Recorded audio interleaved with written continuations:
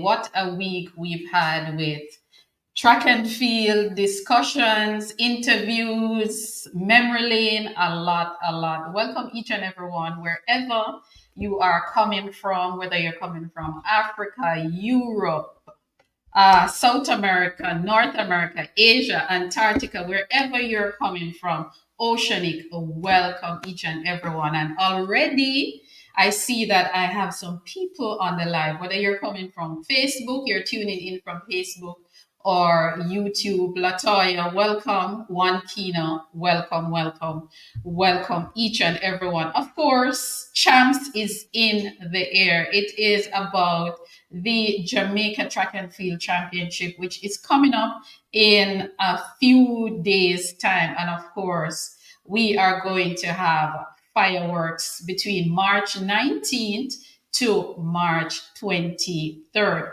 Also, I just want to shout out a few people. Dorothy Scott, formerly of Very Technical, she is in Jamaica giving her contribution to her alma mater, Veer Technical. So I just want to shout out Veer Technical and also Regina Montague, a star girl from Girls Champs, formerly of Titchfield High School, will be honored this year at Champs. Dorothy is a big, Regina, sorry, is a big supporter of this program. And of course, she will be honored this year at Boys and Girls Champs. So a big congrats to Regina Montague, formerly of Titchfield High School. Also, I want to big up Daniel England, who will also be a part of Champs.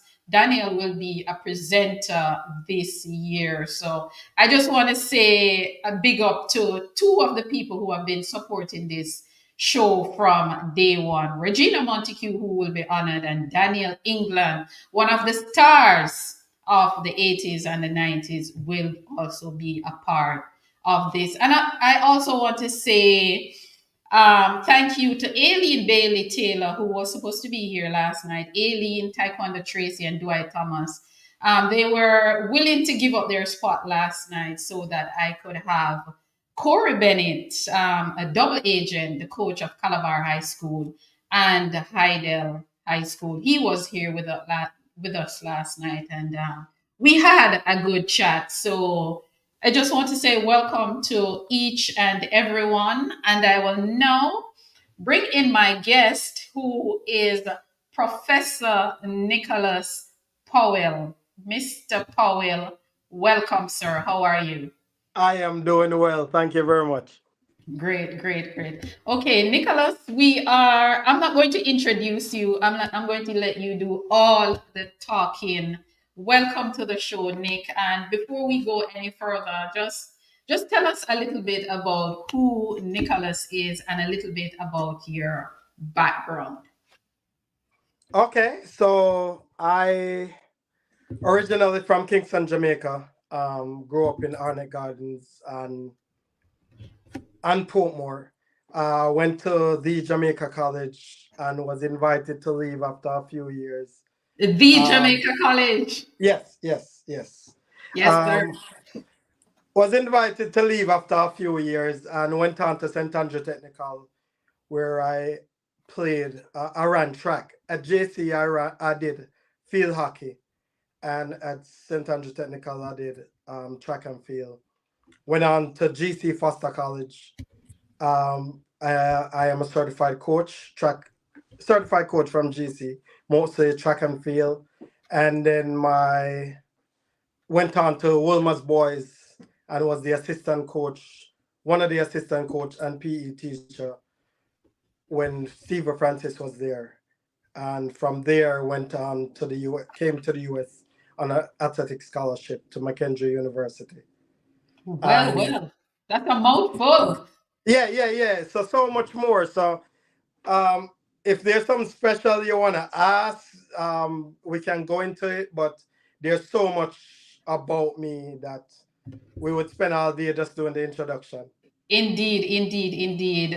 Guys, wherever you're coming from, welcome. Just want to welcome Keisha Edwards, Latoya, Kino, everyone, welcome. Well, Nicholas is here tonight to talk to us about performance psychology. He is actually a performance psychology consultant, and he will be talking to us a little bit tonight about this profession, what it means, what it entails, and how his role can help our young athletes, especially those who are going into the Boys and Girls Championship this weekend. Nicholas, how are you? Good. Excited to do this. Champs coming around and everything. What is the Yeah. energy like? So we know that it's intense, especially watching the interview last night with Corey Bennett, Coach Corey Bennett, and hearing him talk about the anxiety and some of the athletes, and all of a sudden things that were not there they start focusing on, which it can lead to increase the level of anxiety. And the way I got into this, I used to be a college coach. After I graduated from college, I went on to a university here in the US and was assistant coach for several years, and realized that our athletes were performing well for the college standard, but we were not just focusing on preparing them for the college standard. We were preparing them for their national championships. And I realized that they had issues when it was time to, they would perform well but not to the standard that we projected it. And I was wondering what was it, because it wasn't that they weren't physically prepared, it wasn't that they didn't have the facility and the equipment. It was because something was going on in their thought process, whether it's conversation they're having with themselves or um, what society was saying, kind of like what Corey talked about, where people are in the media saying stuff, and if the athletes pay attention to it, it can cause them to, especially when they're nervous, it can cause them to increase that level of doubt, right? So while working there, me having background in psychology and physical education, former athlete and former coach, I wanted to be for athletes what I didn't have for myself, right? Coaches do a good job, mentor, talking to athletes, but I knew that's coach saying what coach supposed to say. But when somebody who is not vested is coming in to have the conversation and sharing tips to help you to control that level of arousal, that was helpful. So I went back to school and got my master's in kinesiology, sports and exercise behavior, and started my business, The Mind Game, in 2011, 2010, and went to my first world championship in 2011 with my clients and saw vast improvement. And since then, I retired from coaching track and started doing performance psychology full time, because I understand, especially in the Caribbean, that it's an area that is, even though we know that it's needed, it's an area that is very ignored. So I've been studying that, working with athletes at all level to help them understand, and coaches and organization to help them to understand the mental side of performance and how important it is to practice these tools to help our athletes to get the most out of it. For I hear you. For those of us who are not familiar with the term performance psychology, what does it entail? What is your job really on a day to day with athletes? So that's a good question. So performance, a lot of time we'll hear sports psychology, but what I do, our tools that we incorporate is not just for sports. So I don't want to limit it to the sports. It's performance psychology. So anyone who's trying to take their goal to the next level, their performance to the next level, our job is to help them reverse engineer the goals and make it simplified so it seems more accessible, um, um, easier to accomplish, and build more confidence as they work towards it.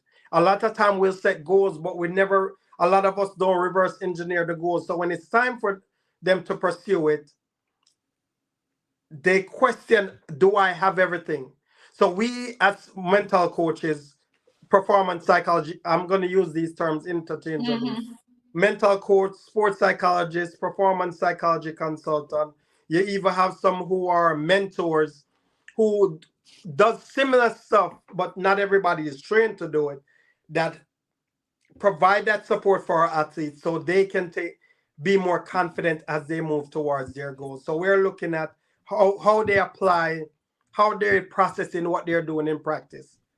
How do they control their arousal level? When they feel that nervousness, how do they interpret it? What are the conversations that they're having with themselves? Because most time athletes are physically prepared, Yes. but it's the conversation that we have with ourselves, our perception of how we feel that we are, that can interfere with how our athletes perform. So our job as mental performance coaches is to help the athlete build the confidence while they're working.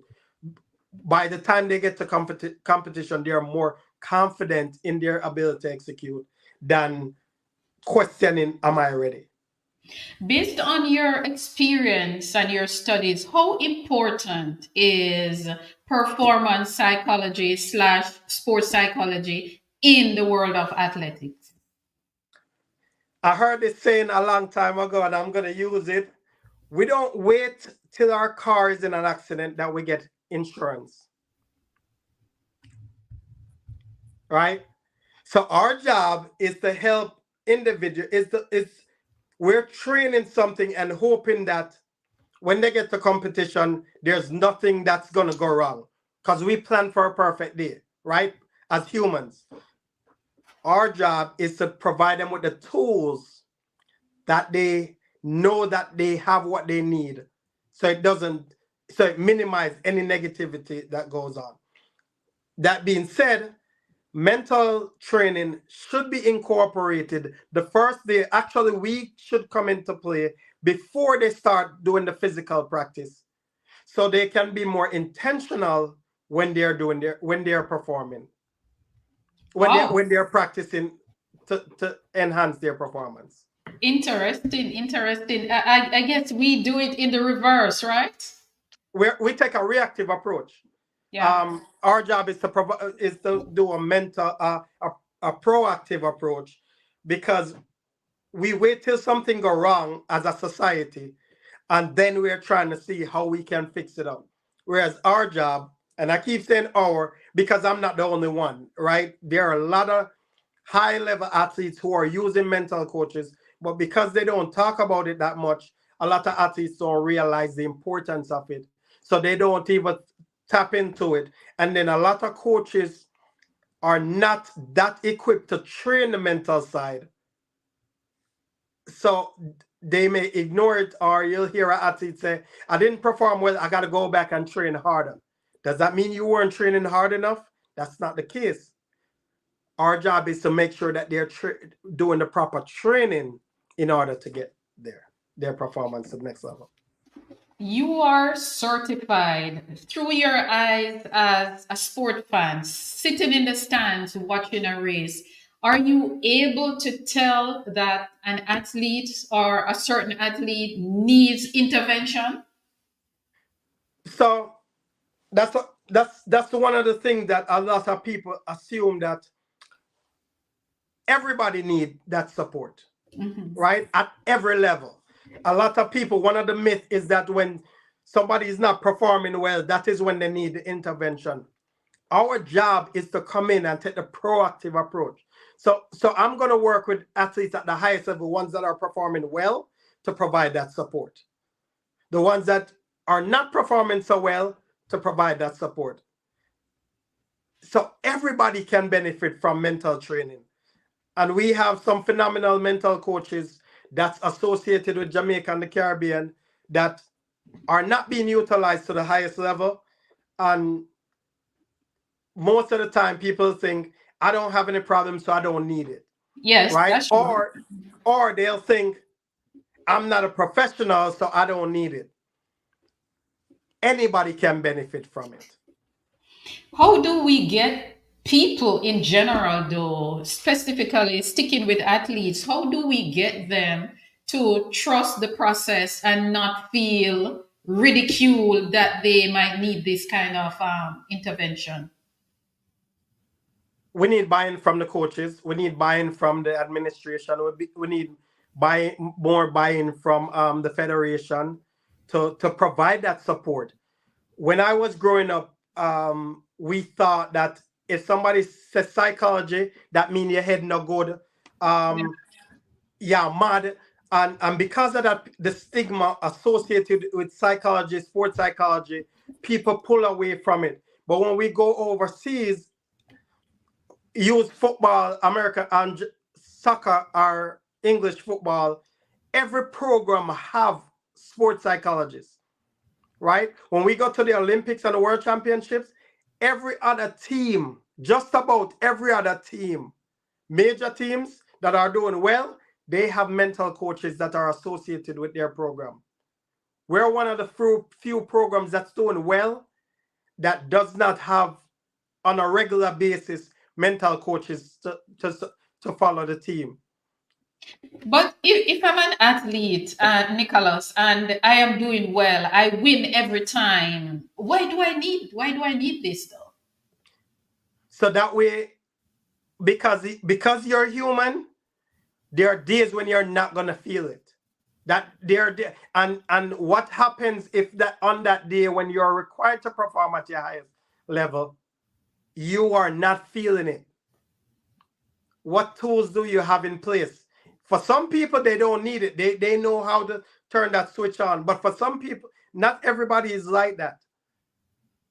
So that is why it's important that we are there to provide that sort of training. And then having rapport with the athletes and not just waiting till we go to a meet to present, that makes a difference. One of the reasons why I stopped coaching at track and field is because I wanted, when I approach an athlete, no coach felt like I was coaching their athlete.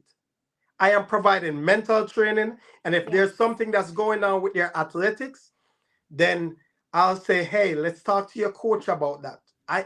My job is not to coach any athlete how to sprint, how to design their workout. Can I? Yes, but that's not my job. And I stepped away from coaching a very successful program. I was assistant coach for a very successful Division 2 program, but I stepped away from it because this is where my passion is.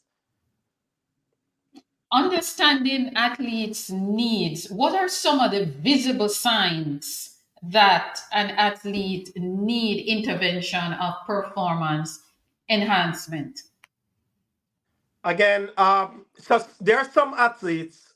So overall, as I said, everybody could benefit from it. But then you'll see some athletes who perform well during the season, but every time it's required for a big competition, they have some physiological responses. Heart rate elevate to a next level. They want to urinate a lot. They're pacing. They have high pitched voices. They're sweating. They can't concentrate. Just Wow. different things. Everybody have different ways, and sometimes they'll, mostly with sprinters, you'll hear them say, "I feel flat. I don't have What any does what bounce." does that mean?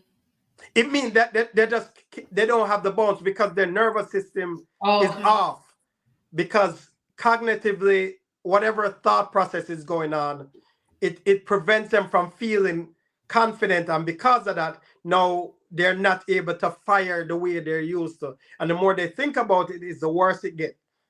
Our Ooh. job is to provide them with tips how to control that, minimize that, and say the right things to themselves to build the confidence they need to perform.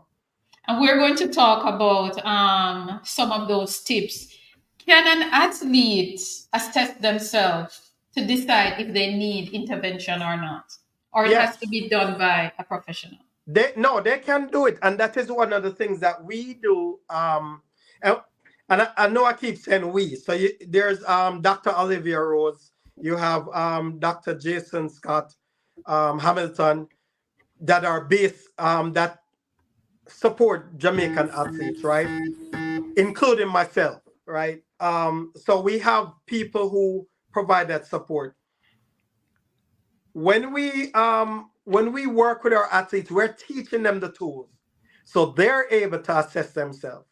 The more they're able to assess themselves, they can identify when I'm not clicking the way I need to click, and what are some things I can do to minimize it. Again, everybody react different to the stimulus that is presented to them, and then their perception of it. So our job is to provide them with tools how to interpret it in a positive way and use whatever the environment is provided for them to propel them to get the best performance possible.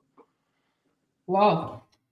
Very interesting. Some very interesting information here. I mean, we grew up in an environment where nobody really thinks about your mental state. I mean, I grew up in the 80s, 90s, and how dare you even mention mental? What is that? Yeah, But now it is becoming a big part of the conversation in life in general, especially in sports. Going back to your studies and experience a little bit, how difficult it is it for athletes to maintain motivation, focus, especially during challenging times? good question. A lot of in Let me not say a lot of athletes. There are athletes who their reason for pursuing whatever goal it is may not be strong enough. So on days when challenges, when they face with adversity, if it's not strong enough, people don't rise to the occasion. People tend to fall back to their training, right? So if I've been trained to face adversity because my goal is important enough, then it's going to be a lot easier for me to push during times of adversity. But if I haven't been trained properly and my mentally my goals doesn't align with my level of effort, then it's going to be easy for me to lose motivation. And a lot of time people say, I don't feel motivated. Yeah. If we break down the word motivation from the word motive means purpose. So it's not about I don't feel purpose, it's that I forgot what or the purpose for why I'm doing it no longer aligns with what I'm doing. That's how people lose motivation. It's not a feeling. Once you have set your goal and you're clear about your purpose, it's no longer about a feeling. It's about what is required in order for me to achieve this goal. What are the But steps? Go but ahead. coach, I wake up today and I have no energy and I can't be bothered and I want to quit, and what is really happening to me mentally? We're challenged. And a lot of time, if every day you get up and you're motivated and excited to go after this goal, then I need to find out what your secret is. Because I've yet to meet an athlete who every day, or individual who every day they're just super excited about giving 100% and just ready to go. No, that's not how it works. There are going to be times when they don't feel like it. There are days you don't feel like going to work, but you know I need to go to work because I have some things to achieve. And that's Wow. what it is. So when I work with my clients, that's one of the things we're digging deeper to make sure that we reinforce whatever their perceived motive is. And make sure that it's not just something that's superficial, that when life gets tough, they'll be like, you know what? That's not even important anymore. No, Yeah. we're gonna dig deeper and make sure that you add meaning to why you're doing. Like for example, me, my first year in college, my first month in college, I'm a certified coach at GC Foster. Went to college, and the coach, the first 2 weeks, the coach tell me for put on my spikes. First 2 weeks in September. For the coaches and athletes in the room, know that from Jamaican system, that don't make any sense.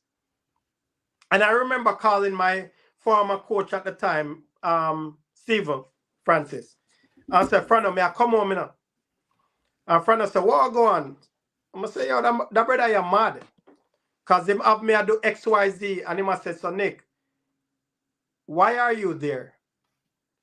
I mean, I said, I'm here to better my life so I can help my mother and father come out of the struggles. Make a better life for them, right? But this coach, and him said, stop. Why are you there? I'm going to stop and think. I'm going to say, for better my parents and my family, remind myself why. Because of that, you humble yourself and do what the man said to do because he's giving you an opportunity, even though it don't make sense. The difference is that's his system. And his system has an indoor and an outdoor, where our system only has an outdoor. Exactly. So he is going to do things different. And sometimes we see things that's different and we assume that this don't make any sense, so I'm not going to do it. But it worked. Yeah. And it got some of our athletes to compete at an exceptional high level. So sometimes, because I was reminded of my why, my motive, I was able to recalibrate, go out there, shut my mouth and do what the man said to do, so I can get the results I wanted to. So And you I'm have very to grateful. so you have to remind yourself of what the incentive is. Yeah. I was doing some reading about your profession the other day, and I came across something that I like. I think it's something that we do in our everyday life. It's called visualization and mental imagery. Tell me a little bit about that, because when I read about it, I said to myself, but I do this a lot. Yes. Tell me a little bit about it. Tell the audience a little bit more about visualization and mental imagery. So visualization and mental imagery is where you create in the mind, whether it's a past experience, to reinforce your preparation for future performance, right? Our mind does not know time. Give you a perfect example. If I tell you to close your eyes right now, all right, we're going to walk through this activity. So I want you to relax and close your eyes, HP, and just listen to me. All right? Take a few deep breaths, relax. And I want you to think about your favorite moment in high school. All right? So you're there. I want you to think about what you were wearing. Kind of look around where exactly you were in high school. Who were the people that were there with you? What were they wearing? Who was sitting down? Who was standing up? If there was food involved, what was going on? Just kind of observe the environment.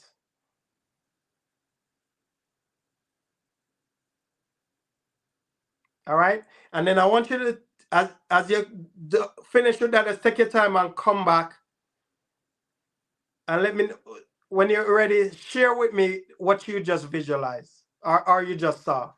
Man, I was getting so comfortable in that position just Yeah, now. yeah, yeah. It Going can be. back, Yeah. yeah, going back in time. The memory I had was actually my graduation. My Okay. graduation, my graduation day. We were all wearing our gown, everybody dressed up, and of What course, color? What color gown? blue and white, Okay. blue and white, and we were all lining up to march in. Of course, I had on a pair of nice heels, What color? and What color? um, red it Okay. was. Yeah, red Who it was.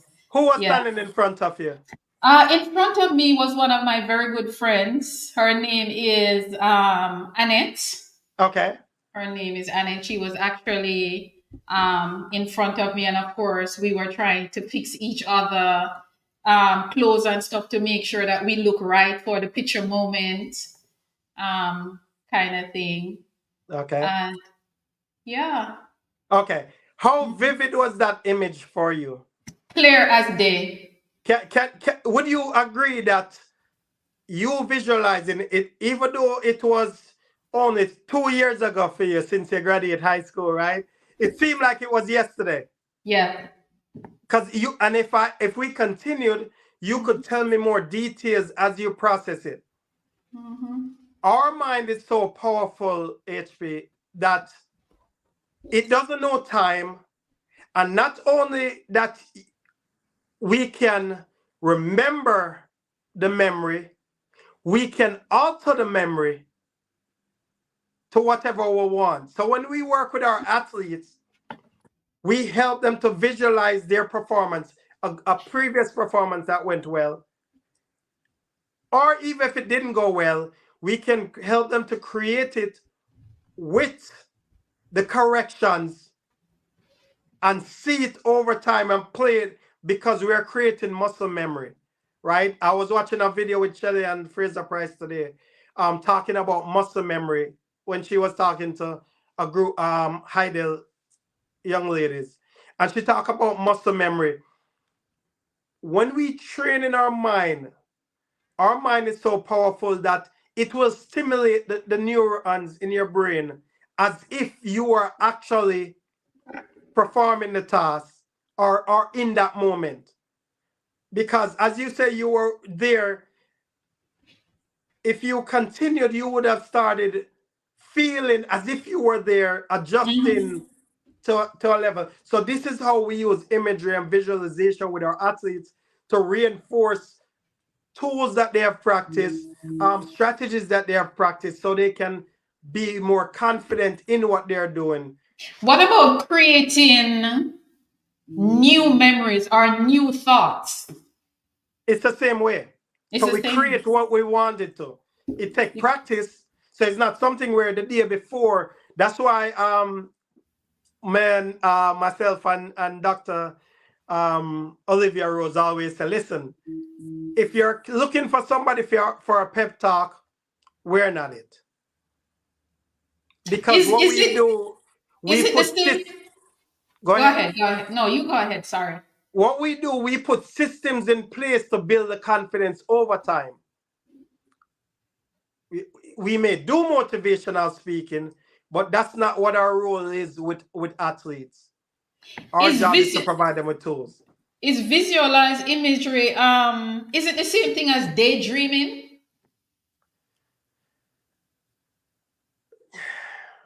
I'm Kind not of the same, sure. right? It's Kind of this. similar. Daydream is like your mind wandering, right?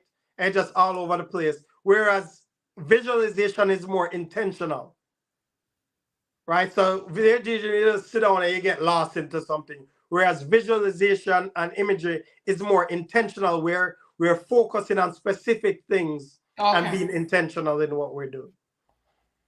Wow, interesting, interesting. Before we go any further, good night, everyone. Welcome. Thank you for being here. Marlene Green, Kino, and friends, thank you for being here. Tonight, I'm here with Professor Nicholas Powell. Of course, he's talking to us about getting the mind ready for anything, not just sports, but life in general. And I hope the athletes who will be competing at the championship, I hope that they have tuned in and they are listening carefully because Nicholas and I, we're going to be talking about some scenarios and, of course, helping you to relax yourself because in last night discussion, Coach Corey Bennett was saying, you know, his athletes, they're now having all these things happening to them, you know, the jitters, the nerves, and everything. So I hope that the athletes are paying attention.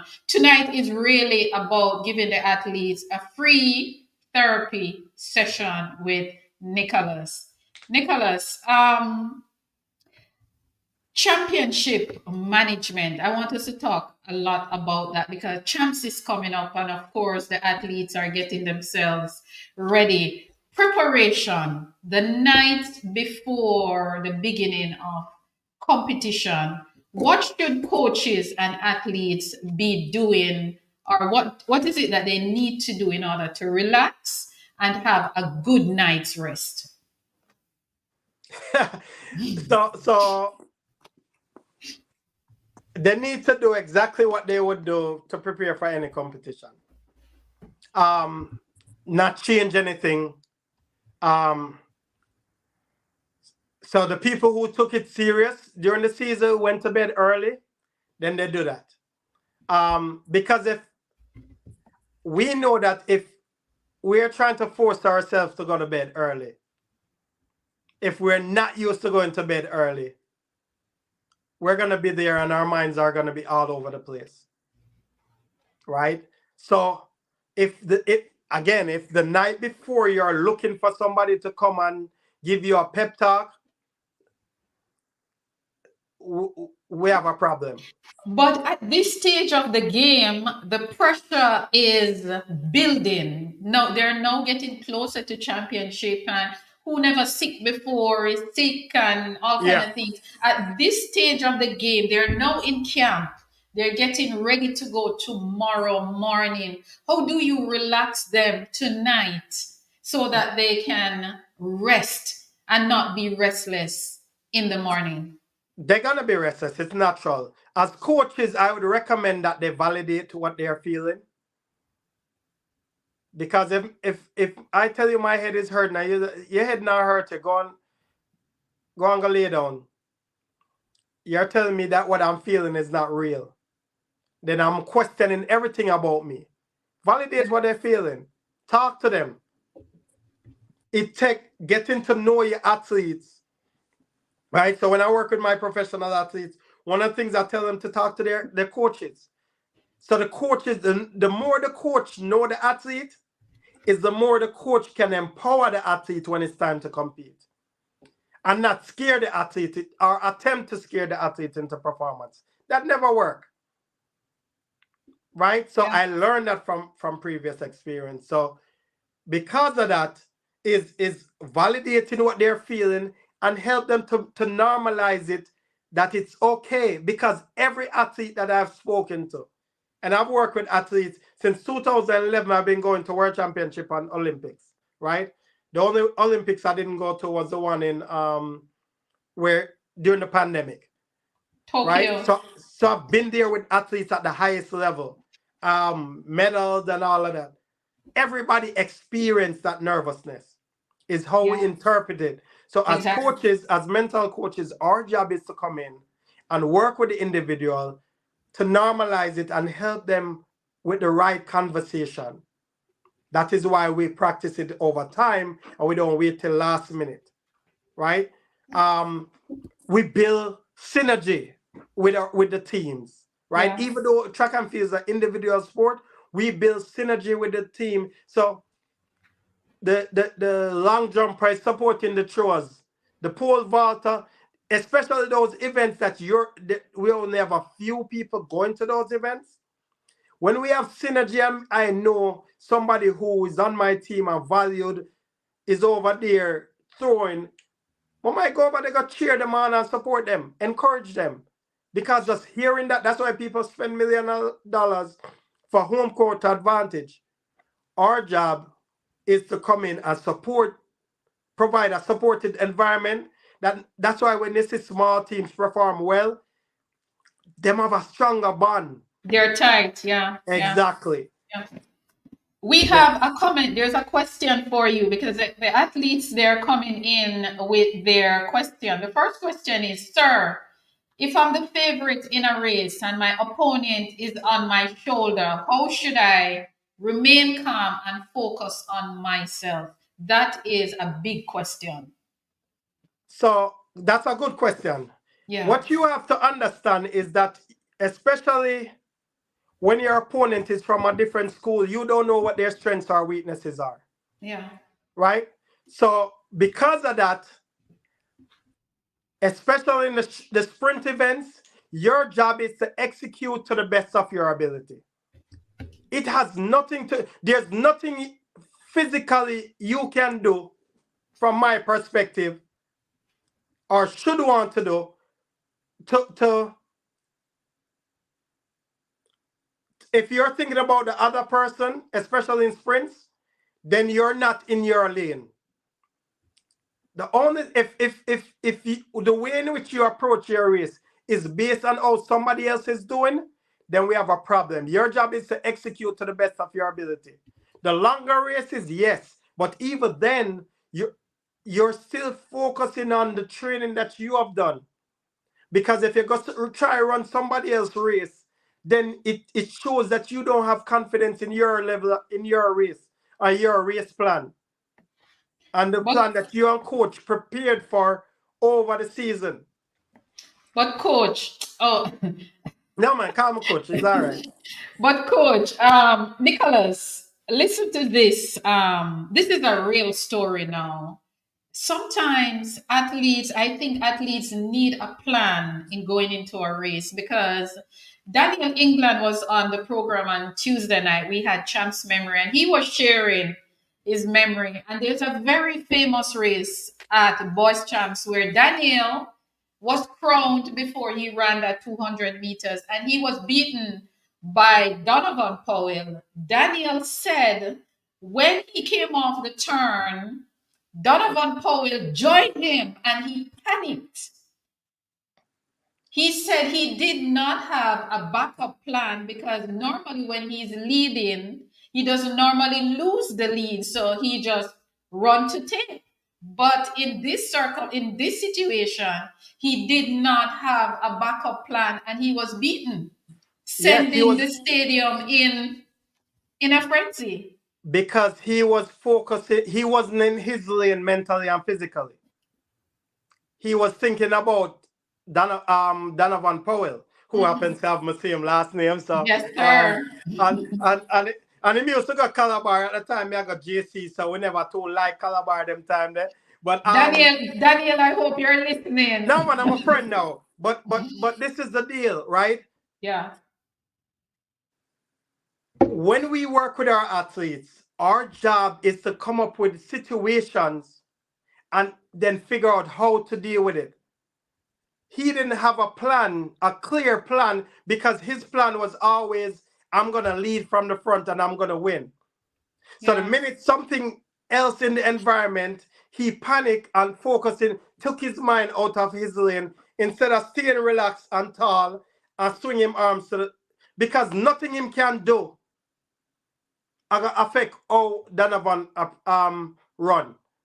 What he can do is focus on what he needs to do to stay strong and finish strong. And it's something that we work with our athletes all the way through. Right? Wow. So So the because he idea didn't have a is, clear plan, mhm. when he was faced with adversity, he fall to it instead of being able to hold himself composed. Wow, interesting. So the idea is to stay focused. Just stay focused on your plan. It doesn't Run matter your what is race. happening. Run your race. Okay, Lansford Lyons, welcome. He's saying good night. Um, Let me add my 2 cents to the situation. All what you are saying is good, but remember that champs is not an individual event. It is a team event and a spectator event. Yeah. And because of that, this is why mental training is very important. Yeah. Because even though it's a spectator event, when our athletes, I've been in the stadium on the field competing 1996, running the 4x4. When you come through that tunnel and any athlete can tell you, the noise is so loud that it's Mhm. it's it's it's deafening. And if you're not focused during that time, you can lose awareness of where you are, and it can cost you, right? It's that's why when our athletes perform well at that level, we almost can get them to perform well at any level because I'm gonna be honest, when stadium pack, not even the Olympic stadium loud like our stadium at champs, Yeah. right? So it condition, it can make or can break you, and that is why it's important that we are preparing our athletes, and that is why the spectators have to, and we hear about it, the spectators we're competitive, but we have to be mindful that our athletes can be very fragile, and saying the wrong things Yes. Yes. can throw them off. So when Mm-hmm. I remember working with an athlete who was coming back to the sport, and they were fearful of some challenge of what spectators may say. So we prepared for that. We walked through it. And when it happened, not that they didn't have feeling, but because they were prepared to and had a plan for it, they were able to navigate a lot better and take their performance to the next level and was able to medal at the highest level, right? So Wow. the thing is teaching these athletes what are some things that you think could go wrong? How would you deal with it? So they're more prepared. They have a plan. And then as coaches, we can help them tweak that plan if we feel that the plan is not solid enough. We can help them tweak it by asking the proper questions or seek out a mental coach for help develop that early in the season and have Mm-hmm. follow-up sessions throughout the preparation phase and so when they get to champs, they're a lot more prepared than the people who are not. Most of the time, it's not the fastest person who win the race, It's the person who is mentally and more mentally and physically prepared. True. We've seen that. We've seen that. Even at the highest level, we've seen that. Even at the highest level, we've seen that. But I've heard a lot of people, a lot of athletes saying that the first race at a championship is the nerves, the anxiety, everything. How would you suggest that an athlete prepare themselves for that first race mentally? It starts in practice. It starts in practice. But if we're at this level, then what is the race plan? Right? You're But gonna be nervous. Go ahead. but in practice you're not seeing your main rivals. You're But seeing in your practice, but teammates. but you still have your mind, right? That's where the imagery comes in. Oh, okay. That is where you go to practice. And today I'm gonna treat this practice session like I am at the Gibson Relays. I am at Champs. I am at Carifta. I'm at the World Championship. And I'm gonna condition myself that way. And I'm gonna lock in. So I'm practicing that. And when your friends them without even telling them that's what you're doing, when they try to and them see a different attitude, so you're more mentally prepared. We don't wait till we go to competition, then we're buying the insurance. We pay for the insurance before, and we keep working on it and make sure we keep it up to date, make sure it align with what we need for. So when we go into competition, we're more prepared. So performance psychology need to be a part, an integral part of the training session. I mean, a part of the team in general, just like how you have your coach, your masseuse, that kind of thing. That needs to be there from day one. Yes, when I teach I teach psychology and coaching at the university level. And one of the things that we talk about in one of my classes, I'll ask students, what level of the game do you think is mental? And people will tell me anywhere from 50% all the way up. But when you ask them how much percentage of mental training that they do, is less than 10%. Minimal, very But if you minimal. think it's an important part of it and you don't incorporate it, then how do you expect? But when you ask them about sprinting, oh, you got to train speed, you got to train strength, but we're not training the mental side. And then when they don't perform, and you ask the athlete what went wrong, some of them can't tell you because they don't know, because And they this don't is know how to assess. and this is why we have to groom them. We have to educate them from very early in the game that this is a part of the game. How many people or coaches or team leaders, when they're starting a team, they have a psychologist there? Not many. Every team has a coach training you to run fast, to start good, endurance, all of those things. But many times there's no psychologist. So do we blame them? it's not about blaming, it's identifying that we have that need, and we need to put the emphasis on the people, the powers that be, to put HP. Every year I have been blessed to go to some of the championships, right? The especially the senior championships, because me I pay out of pocket for it, right? And I'm available. Most of the athletes at the elite level know who Nicholas is, the mind game. We have come in contact in some way. I'm at the championships, and I've been blessed to have the support of Puma to help me to get to some of these meets and be available for the meets. I'm not just limited to Puma athletes, but because of the support from Puma, I am able to be at the meet and provide support for a lot of our clients, the mind game clients, um, to help them at that level. And it's at no point every year me I feel beg for give me the opportunity to do that To do that. from the powers that be. Yet when our athletes don't perform, it doesn't look good for us, That's true. right? That is true. That So is I make sure that I am. especially when they're expected to do well. Not even expected, but especially when they're the favorite to do well. Tonight is about the athletes, giving the athletes a free therapy session. I have someone here. The name is CR15 Gamer.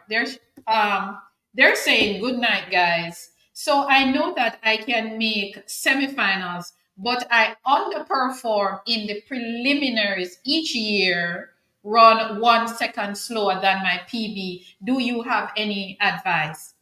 Yes. Most of the time when people underperform is because they're focusing on outcomes. So when we work with our athletes, right, there are different type of goals. You have outcome goals, which is make it to the finals, right? Mm-hmm, mm-hmm. Then you have performance goals, which is, have an idea, time more, run, improvement stats, whatever. Then you have process goal. What do I need to do to execute to get the performance and possibly the outcome that I desire? Most of the time people underperform is because they're more focusing on the outcome than the process. But the outcome is the incentive, Yeah, coach. but you don't have control over the outcome. Can you tell me that you can run exactly 10 seconds in 100? Exactly, not a second fast and not a second slow. Exactly 10 seconds. No, you have no control over that. You just know that you run fast. What you have control over is how well you come out the blocks, how well you time the gun, how well you come out the blocks, how well you transition through your phase, how well you finish your race and run through the line. And if I do it consistent enough and know and I understand my body, then I'll have an idea.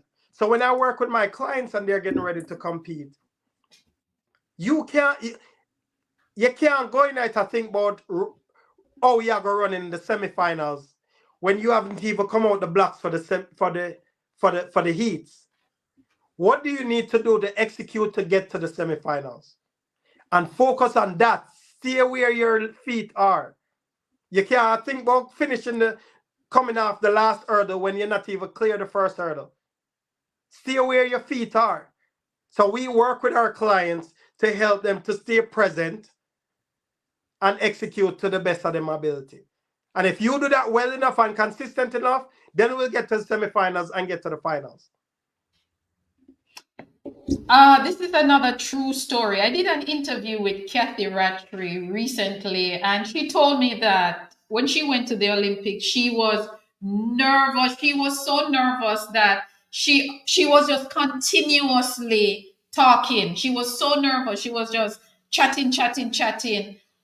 How would you approach this situation? What would you have said to Kathy before this race? First thing, I would hope that I have built a rapport with Kathy This is why it's important, because you can't just take up on your face and put in front of somebody, because they may know that you're a sports site, but now they're in their head thinking about what this person is gonna think of me or whatever, right? But if I have built a rapport with her, I know how to relax her. Example, when I was coaching, even though I had the sports site background, I was coaching um before at the college level, and one of my athletes was getting ready to do the triple jump finals, and somebody had just jumped past her, and I'm watching her on the runway. She's two people are gonna jump before, and I'm watching her on the runway, and I identify that she is tense and nervous. So I call her over quickly. I said, "Come here," and she's like, "What's up?" And she's breathing shallow because she's breathing from her chest, right? Because when your mind is over the place, you're not breathing, you're not relaxed, right? So she's breathing shallow, and I'm like, "Okay, hey, you see everybody looking at me right now?" And she's like, she look around and she's like, "Yeah, what's up?" I said, "They're trying to figure out exactly what I'm gonna say to you, but pity they don't know. I don't even know what to tell you." And she's like, "What?" And she just start laughing. And she's like, you don't have no sense." I'm like, "Good. Now that you're relaxed, go jump." Go on, yes, go on, do Right? your thing. If I had said to her, "Hey, you need to relax, calm down," what do you think's gonna happen? That would not help. Would So not help. it's important. That's why I say when we work with our athletes, our job is to build synergy, build communication with the athletes and the coaches, that the coaches can identify and know the right things to say to bring them down, or the right thing to say to bring them up when they're not, to heighten the arousal level so they get to optimal performance. So Your that is, teammate, go ahead, go, sorry. no, go ahead. Your teammate is expected to win. They lost the gold medal, lost the 9 points. What approach should be taken to ensure that the team remains focused, high energy, and not get distracted by the loss? The biggest thing is supporting that athlete, because the reason why we are competing is because the 9 points is not guaranteed for them, Indeed. right? So when we go in there, yes, based on projection, the 9 points, you're hoping that you perform well and get the 9 points, but you're acting as if the other teams are just sitting back and be like, "Okay, that 9 points is there, so I'm going to compete for second." No, they're going for it. They're going to challenge you. So our job, if they didn't perform as well as they wanted to, and sometimes they miss the 9 point, but they perform well, right? Our job as a team is to support them and lift them up. Let them feel like, yo, just because you didn't get the 9 points doesn't mean you're less of a person. And that camaraderie may build the energy, and get another teammate who was ranked to be fifth step up the game and say, "Oh, we could go chip away at these points." We support each other, because now what happens if I didn't perform well and caused us 9 points, right? Somebody else who was projected, what do you think is going to happen to their anxiety level Yeah. if they're not mentally locked in? They may become even more anxious, because they're starting to think, "I wonder what people gonna think." But when they see that everybody rally around that person, even though they didn't get the points, and say, "Yo, we got this, we got your back, we're gonna support you, we're gonna step up a game," it now gives them the drive to want to perform better instead of fear of what could go wrong. And Yeah. most of the time we underperform is because of our fear of what we think could go wrong. And Indeed. sometimes it nothing like that happens, but because in our mind we think it might go wrong, it affect our performance. Wow. Managing the day-to-day operations at a championship, and we still staying with boys and girls champs. What kind of system should a team put in place to handle unforeseen circumstances like disqualification? Your favorite, one of your top people got disqualified, another 9 points, eliminated from the final. injury during a race? What kind of system you need to put in place to regel the team when something like that happened that you weren't Create a expecting? supportive environment, regardless of what go wrong. Let those individuals know that they are supported. Getting upset at an athlete because they didn't perform as well doesn't change the fact that they didn't perform as well, But you right? are the favorite and you were No. disqualified. Again, nothing right with your name on it. So just True. because you're favorite, so just because somebody tell you say you're favorite, doesn't mean that other people sit down and not training. Give you a perfect example. When I was coaching my last year in college, I didn't have any eligibility because I competed at the GC Foster. So now when I went to college, I only had 3 years to compete. So I was a student assistant coach. And one of my athletes was in the long jump. Camperdown guy, Chadwick Dennis. He went into the championship, indoor championship, with the last place, right? Wasn't the favorite because we were working on some stuff, and by the time he gets it together, it was late. He had some people who were competing really well. He ended up winning indoor. Last place out of him enter last place out of about 16 or 17 athletes and end up winning indoor. Outdoor, he went in again close to last place and end up winning outdoor. Nothing is written and say just because you were the favorite coming in that it is your one. That is why we compete. And that is why we prepare. So you can't tell somebody, and sometimes coaches can put pressure on athletes and say, you're the favorite for winning up. And now the Yes. athlete feel like, Yes. me need for God, they go force it and then force the performance instead of stay relax and execute confidently. Them out there force it and it costs them for underperform.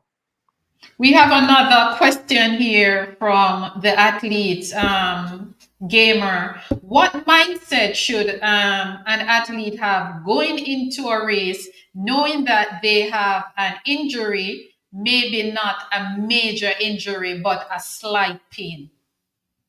That's a That's good that's question. a good question. Yeah, good question, gamer. Focus on the things that you have control over as an athlete, right? How well can you execute, right? I was working with an athlete at Champs, and they were having back issues. And the thing is, man, I'm in so much pain. I'm like, okay, what are you able to manage? Them say them can warm up. When them warm up and stretch, they may able to stride out. But then a little after that, the pain come in. So I say, okay, this is what we're gonna do. And we put together a plan. The things you and the person say, yo, I don't think I can even run fast. I'm gonna say, listen, I don't think I can win. I say, no focus on winning right now. But that's why you execute to the best of your ability. That person end up running a PR that day. A personal best with back injury, right? Because they were focusing on the things that they had control over. That's all you have control over, whether you're in shape, injured or not. What am I capable of doing? So I'm going to get the necessary treatment. I'm going to get warm up properly. I'm going to do everything I need to do. And I'm going to execute to the best of my ability. And now at this level, them have massage therapists, them have all of them things that for help, that them can be more, push them body a little bit more. I hope that answered your question, gamer. Good question. Very good question, I may coach. appreciate these because I love this more than the technical terms. I love when them ask real questions that I can Yes. answer. Yes. That was exactly why I decided to flip the script to suit the athletes, because they'll be on show in another few days. But um going back to another question, an athlete realized that they defeated their main rival last season, all season. And this season now, they realize that their rival is running just as good. And what happened? their rival ended up in their heat and they're now nervous. How would you suggest that these athletes stay calm and run their own race? So one of the things I would, if I was working with that athlete, one of the things that I would recommend is build a strengths list.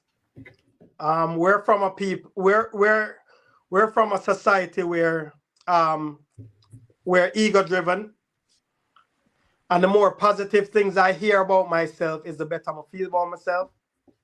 So as a coach or the mental coach, I would work with the athlete to develop their strengths that they have control of and what they would work on to execute their race to the best of their ability.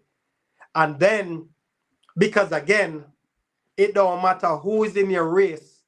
If you're gonna run your race different based on who in it, we have a problem. Right? It don't matter who I line up with. So I was at Stats, under the guidance of Victor Charles Poppy Thomas, right? And he used to have a track club called Popstar. And Poppy would put some of his athletes to run Popstar during the development so we would get some competition. And I remember lining up against this guy, Michael McDonald, Big Mac. And that time, last year at high school, and I go up to Mackie and say, hey, see you at the finish line. Them time, I'm not good. I'm slow like molasses, right? I'm going to say, see you at the finish line. And Mackie like, who that man here? You got into his head. What? I say, who that man here? He must say, who that man here? And I say, yo, I'm there right behind him. And him did just run 44 the season before. And when the gun busts, the first 150, I give him everything. Everything, run past him. And him run and blow him away and, right? And when the race done, him say, boss, what you do? Me I say, boss, me I run my race. Me now run your race. Me now give you the winnings because your name Michael McDonald. Prove to me today.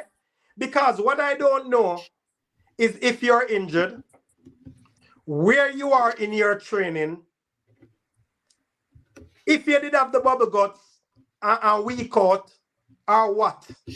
Prove to me, say, if me run my race, my best race, your race plan is better than mine and your training is better than mine on this day, so you beat me.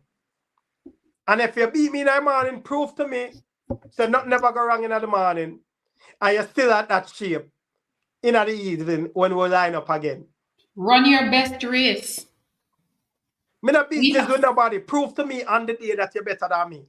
Indeed. When me I run my race, not you, me I run your race. Indeed. And that is that is the mindset I use. Super. We have another question here from Ozzy Dixon. He's saying, what do you think? No, this is a track and field fan. What do you think about the approach of some coaches at champs, boys champs, who instruct their athletes to go after records in preliminaries? People have different strategies. Different agenda. Say that again? No, I wasn't just saying people have different agenda, Yeah, people have, and as long as the coach prepare the athlete for that, because a lot of time that's what the coach and the athlete prepare for. Say, hey, we are going to go for the record, whatever. Them in alignment, so it's not for me to say it's wrong or right. It's just how do they prepare for it? It can be the night before, say, oh, I think you should go for the record. Because something like that is you take mental preparation. Yeah. So the coaches who are really good at what they do are going to prepare their athletes previously, months before, to say, hey, go for the record and still have the stamina to still perform well in the semis and finals. Right? So nothing is wrong with it as long as the coaches are preparing for it. But it can be. And the ones that are good, they know what they're doing. Would you suggest that athletes watch their teammate competing? Yeah, and support them. Yeah, I simple. had Yeah. I was having this discussion today with Daniel England, and he raised a very good point because I was saying, yeah, let your teammates watch you and be motivated, but he flipped it on me and said, what about if I underperform? What will it do to that athlete It shouldn't. psychologically? It shouldn't. It shouldn't affect the person. It shouldn't, but if you're the star athlete and I watch you perform and you were supposed to jog through that heat and you didn't even make it out the final, and I am watching you as your teammate. That person performance have nothing to do with my performance if I'm mentally locked in. If me see them underperform, then now I can provide support for them. So that honestly shouldn't affect me because that person performance shouldn't determine if me give 100 or not. I should already be locked in to give 100 regardless of how my teammate perform. If they didn't perform well, then I'm gonna add to it. If they perform well, I'm gonna add to it. It shouldn't change. And if I go into the race thinking because that person underperformed, now I have to perform better, is the wrong mindset. Come here now think about stuff I have no control over. Because But you're telling me I've seen team energy change when a star athlete gets injured. that's for team that don't have proper synergy. That's for team who don't have proper support in environment. When you have a supporting environment, when somebody underperform, the entire team lift that person up. Yeah, The energy lift that person up. yeah. Give We you a have perfect example. I can't remember the year, but Sekou Clark got hurt, and he was a favorite in the 200 and the 400. And he was, even though he was a class three or early class three, class three. the whole team was there cheering him on. The whole school was there cheering him on. When him walk the 200, either 200 or the 400. Them Yeah, never make it because him did forget the 9 or 10 points, the 9 points. Yeah, the 9 points, and him because he wanted the 1 point, him walk it, and and everybody pick him up. listen, I've seen where champs come down to 1 point. So that was a smart move because a certain school By one of lost the best. champs. By one of the best. Yes, indeed, indeed. I have another question for you from coach is gone a little bit. He's having a storm where he is. I think his internet just got knocked out again. There's a storm in oh, he's Can you back. hear me? Was that the storm?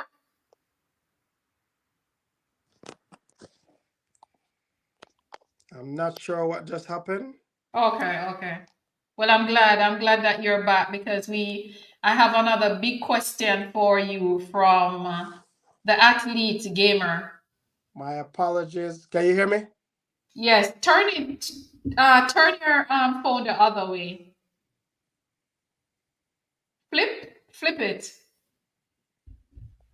Can you hear me, Nicholas? All right, Nicholas is having some technical. Can you hear me? Yes, I'm hearing you. Can you hear me? Can I hear you? Can you hear me now?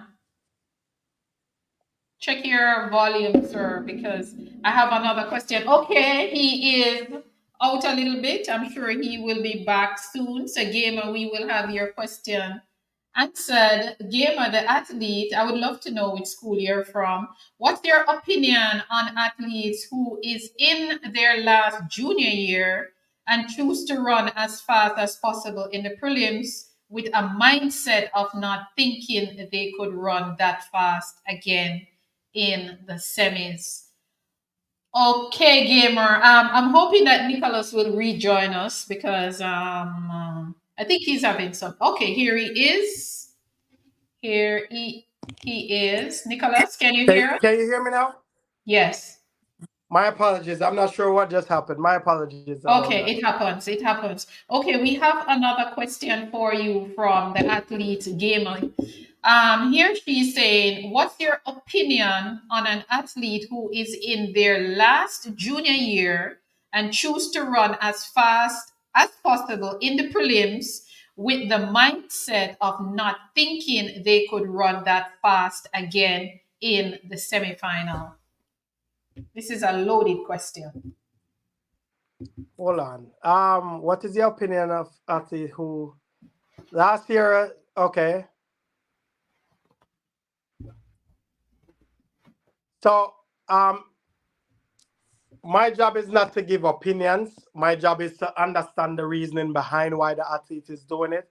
So, me trying to give opinion, the athletes may have multiple reasons why they have taken that road. So, as a mental coach, our job is to understand it and then provide support of you know help them to rationalize their reasoning for it. So it's unfair for me to give an opinion not knowing the real reasons behind it. So there's a lot of questions I would ask to get a clearer understanding before providing. I'm not. Our job is not to give opinion. Our job is to provide Support. advice. Advice, yeah. Great. Okay.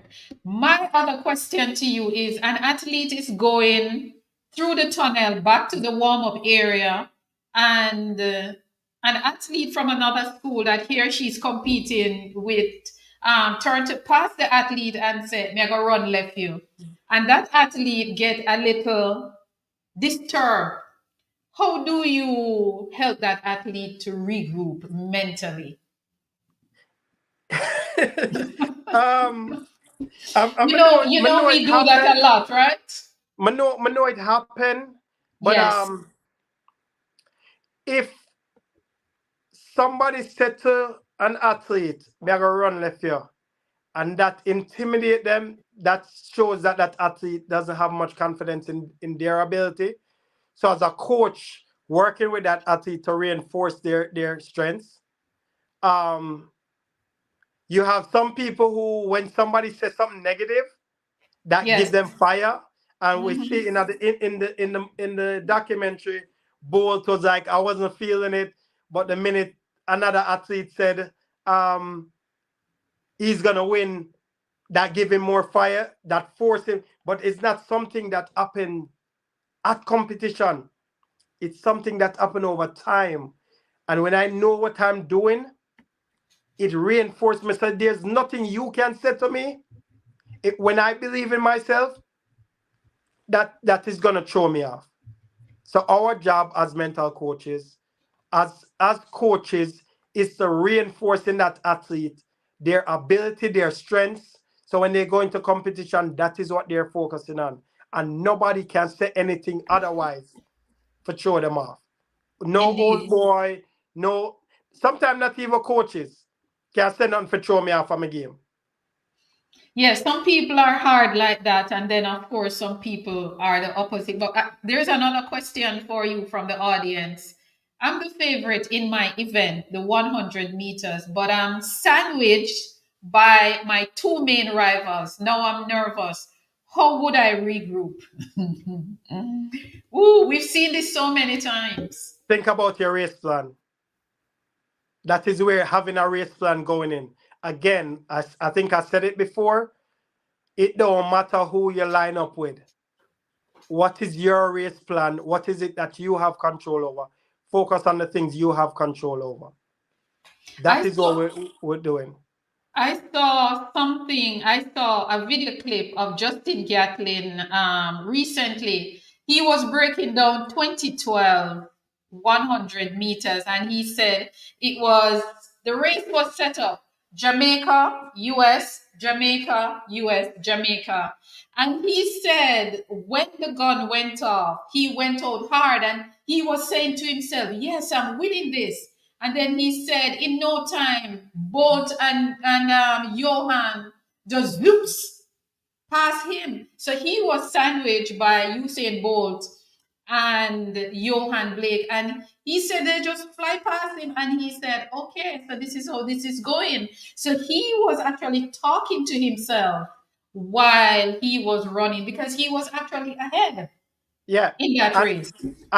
in that race, he said then remembered, at I'm assuming looking back, that Mhm. he had seen them in practice at 50 meter. They found another gear. Yeah. Based on his training, he was running his race the way he knew to run his race, the way he had prepared to run his race. Whereas the people he mentioned, Bolt and Blake, they were running the race based on how they had been training. So you can't go into the race just because somebody in front of me, now me I got to change up my race plan in the middle of the race, especially short races, because that's not what you were preparing for.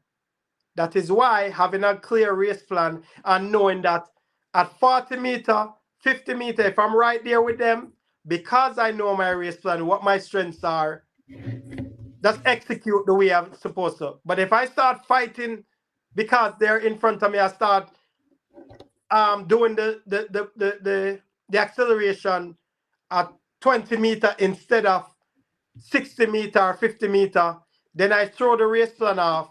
And especially if that was the conversation with coaches. So again, it come back to the coach and the athletes having that race plan, that clear race plan. And if you're running it different based on who is in the race, that means you're not very confident in your race plan. Sound. That is very, very, very sound advice. I interviewed a coach 2 weeks ago, and he shared something with me that I thought it was very interesting. He said there's an athlete on his team which will be competing at champs. When there is competition, what she does is the night before she checks this start list to see what lane she's in and who is in her heat, and then she take that information and prepare herself mentally. What you think about that strategy? That's good. It worked for a lot of people. I For think some so. people, for some people, it can be intimidating because based on where they think they are, if they don't, if they think that they're not properly prepared, it can interfere with how they're prepared, right? But if they know that they're prepared and they have their strategy or whatever, if it works, by all means. Again, there's no cookie cutter approach for individual athletes. So these advices and guidance that I'm providing, Yes. it's different. If you notice, I'm saying work with the coach to develop a race plan. And if you are get ready for run 100 next week and you don't have a clear race plan, then we need to have a conversation with the coach, right? So we should already know what the race plan, have confidence and practice the race plan and working on it. But So when you go into competition, it's more comfort. You're more in a control environment than an environment trying to figure it out. but coach, I have my race plan and then I turn up a championship, and the first heat, I am put in a heat with It don't Elaine matter. or Shelly. In my mind, I'm thinking, oh my God, I need to figure out how I can how I can get out of this round. So the plan that I come in with, it is just thrown out the door because Elaine is in my heat, or Shelly and or Sherika or Veronica, whichever one, Aileen, whichever one. That means you never have confidence in your race plan. Maybe, maybe not. So that is a problem. That is why it's important to seek out the support of a mental coach.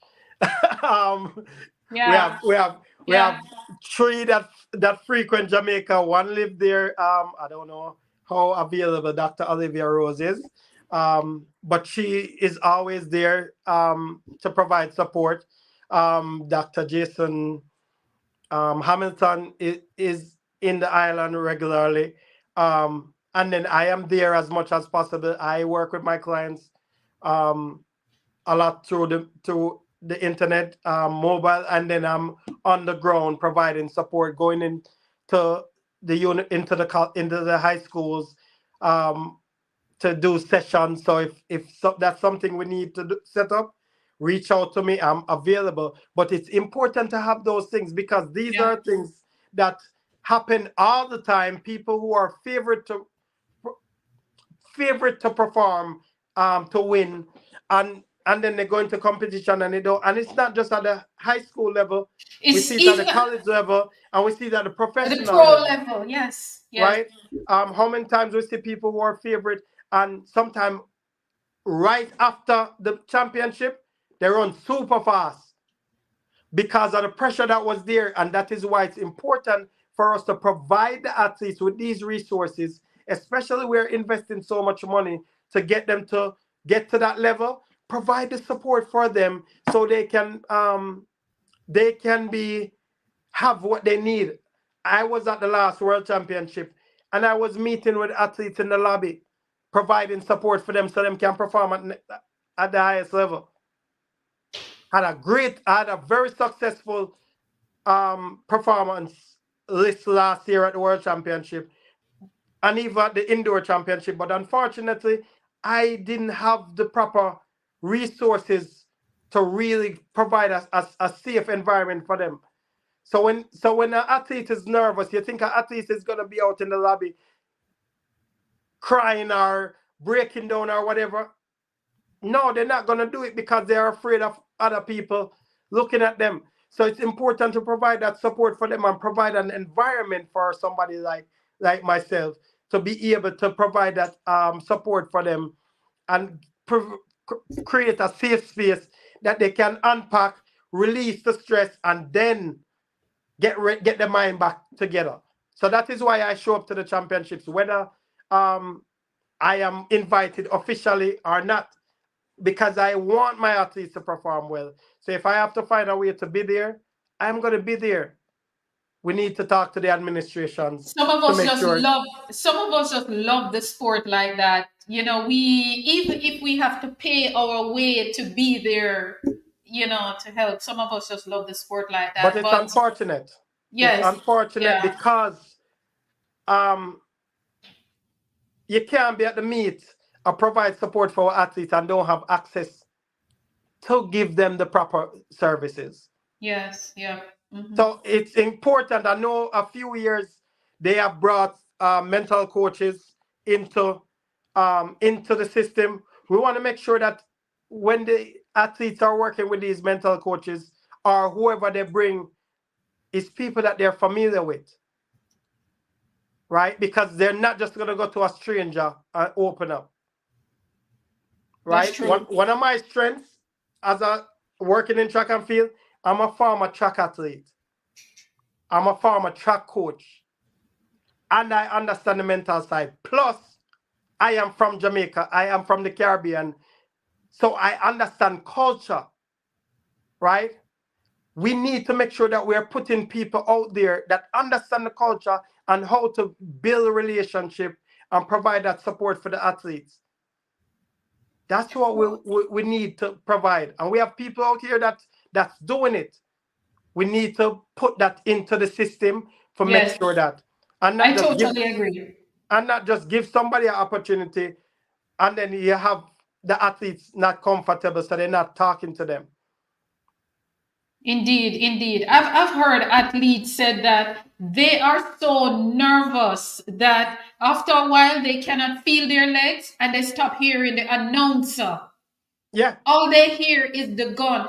It's like they tune out in the middle of the introduction that they're no longer hearing the announcer and they are not able to feel their legs because of nerves.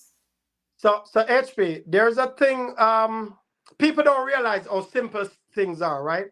When I was coaching in Jamaica, with Wilmers at the time, under the guidance of Steve Francis, they used to have camps for the junior athletes. And even though it wasn't formal to the team building activity, just them being in the hotels and getting to know each other. So they used to bus athletes from all the different schools. The ones that are doing well, the favorites that are doing well, and then nurturing them. And they used to have these camps for these athletes. And they used to compete together, get comfortable together, so they build synergy without even realizing that's what it was. Mm-hmm. Nowadays, when we have our national camps, they don't have, from my perspective, so put it this way, it's important to have um, team meetings where people get to know each other. Even though I see and pass and know where though, we're Yes. not building a synergy. Everybody have in a different camps. And nothing is wrong with that. But create an environment where them can relax. When I had the opportunity to work with the reggae boys, um, they were they had the British athletes who came in, the British based athletes who came in, the US based athletes, the Jamaican, and we had team building activities that they get to learn more about each other. And when they did, they performed well. When they Mm-hmm. didn't, they Yeah. didn't perform. There wasn't as much synergy as much as it was when they had the team building activities. So these are things that we know work, especially in our field. We understand that the more comfortable I am in this environment, is the Mm-hmm. more relaxed I am. Even though if I'm competing against somebody in the camp, I feel more supportive in that environment. And we, like, I don't remember. It's important. Let's just put Yes, it. it is. It is. I totally agree with you. But how do we inject this into our system though? How do we get people to buy into it that look, this is important, the athletes need it? How do we get in to collaborate in order to have better performances? When you find out, let me know, HP. I've been trying since 2010. And I want to thank the coaches who believe in what we're doing. And Yeah. also, I keep saying Puma because Puma saw what I was doing and provided me with resources to help, right? Um, but I've been trying since then, showing up. I almost feel like me I beg just to give me the opportunity, just to work with the clients, with the athletes them. And we're still trying to get um for them to plan and incorporate it and not me not charge a whole heap of money, but at the same time compensate me because me have to Yes. pay my Yeah. way, right? Yeah. So that is what me I ask. So, and I like everybody can just volunteer, but we spend a lot of money preparing our athletes, and then for Yes. something to go wrong and they not perform well because we shortchange some of the services, that doesn't make sense for me. Yeah, there are certain things that we don't see as important, and it's kind of very sad because sport has become a career. It has become a business, one of the most lucrative business industry in the world. But yet we continue to ignore important elements in order to give us, the performances that we can get. Yeah, yeah. But it's just to break down the wall. How do you break down that wall and get inside and say, here it is, it work? Me- But I think we need to prove that it work. Um, we just need to get the powers that be for invest in it. Um, Mm-hmm. or find resources to invest in it because we know it's available and we know the importance of it. And if you Yeah. ask any, my high school coach used to tell me, boss, are you mine? Right? Are you mine? And whatever you tell yourself, the man who thinks Yes. that he can and the man who thinks that he can't are both right. So we know it's not just the physical, it's the mental. And how we train mentally build our confidence in how we go physically. We have to get the powers that be to buy in and Yeah. understand the importance of it and say, hey, we're gonna include this. And as much as me would have loved for them pay for me, if there's somebody else who is able to do it and connect with the athletes and build and provide that support, Then by do all it. means, Yeah. right? Mm-hmm. I feel like we have a great relationship with the athletes and would love for the opportunity because I'm there. But if it's not then but at least provide the resources for the athletes. Let us go back to a situation last summer at the World Championship. That situation with the coach and the athlete. How important was some form of intervention in order to settle that situation? It's always good when you have somebody there to mediate, to see how we can de-escalate whatever is going on. I don't know the full dynamics behind it other than what we see on social media. And Right, right. most of the time we don't know the full thing behind it. So True. I'm not gonna speak on it as if I'm an expert, but having somebody to mediate and provide support in that environment um, could have could have de-escalated, but I don't know. So I can't really say, but I think it would make a difference. Hopefully, it would make a difference if we had somebody there to work through some things. There's another comment here from someone in the audience. Ozzy saying, with respect to track and field, it would be good too that the services of practitioners like yours could be utilized immediately after the Olympic trials and the team is selected. Your thoughts? That is something that I'm pushing for, right? Not just myself, but again, the sports psychs. When I speak, I say we. I'm talking about the sports Yes. psychs in Jamaica that support Jamaican athletes. Um, we are pushing for it, and again, we want to take the same approach that we used to do with the junior athletes back in the day, where we start developing the relationship with them. That when they go to trials, they're a little bit more confident and they're more relatable. So between that time, we're building the relationship. So when we go to the Olympic trials, when we go to the Olympic games, they're not seeing a new face. Yeah. They, but it's gonna take somebody to invest in the resources. It's gonna take somebody. It's important. We Wow. understand that it's important, so we need to start incorporating that early.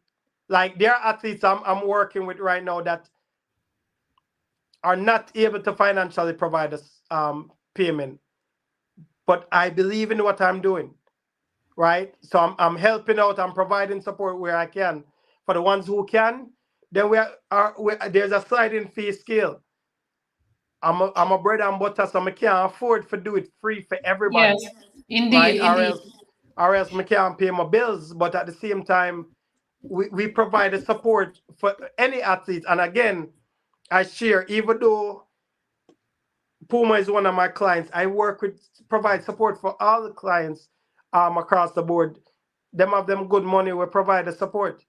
I must say, not say good money.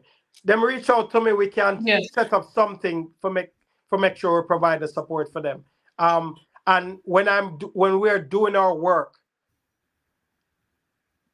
it's to give our best effort to all our clients. It's not I had the opportunity a few years ago to speak to the some of the schools. And even though I'm a college JC man, when I spoke with Calabar, there was no holding back on the information. When I spoke to KC, there was no holding back. Jago, none of that. May I provide the best information as a practitioner, not as a favorite for any other school. I'm Indeed. gonna make it clear that this is the school I went to, but the information I'm giving you, you can check it if there's any bias. There's nothing holding back because my job is to see our athletes perform at the highest level. It don't matter where it is.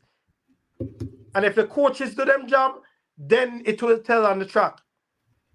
Indeed. Here's another comment from Keisha Edwards. She's saying the resources are there. The money is made on the back of the athletes. So it is about the athletes demanding it and the powers that be listening. Stop being greedy, investing back into our talent.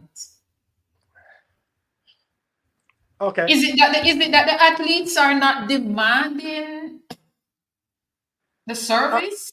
um, So the powers that be doesn't see it as important? I can't speak on that. I have talked to the athletes and say, hey, you need to share, and I haven't seen any results. So Mhm. I don't know to what level the athletes have demanded it.